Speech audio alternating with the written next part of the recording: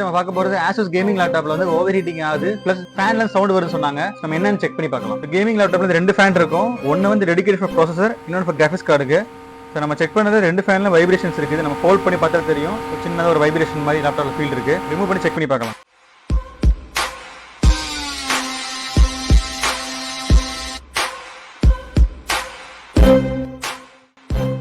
So நம்ம check பண்ணது பார்த்தீங்கன்னா இந்த ஒரு லீட் டிஸ்கனெக்ட் ஆயிருக்கு. இதை ஃபிக்ஸ் பண்ணி செக் பண்ணி பார்த்துடலாம். இந்த Asus கேமிங் லேப்டாப்ல வந்து ரெண்டு ஃபேன்லையுமே ஸ்பிண்டில் ஷேக் இருந்தது. ஸோ நம்ம ஸ்பிண்டில் கரெக்ட் பண்ணிட்டோம். ஸோ ஃபேன் ஸ்மூத்தாக ரன் ஆகிட்டு இருக்குது ரெண்டு ஃபேனுமே. ஸோ வாங்க ஃப்ரெண்ட்ஸ் நம்ம ஆன் பண்ணி செக் பண்ணி பார்த்துடலாம்.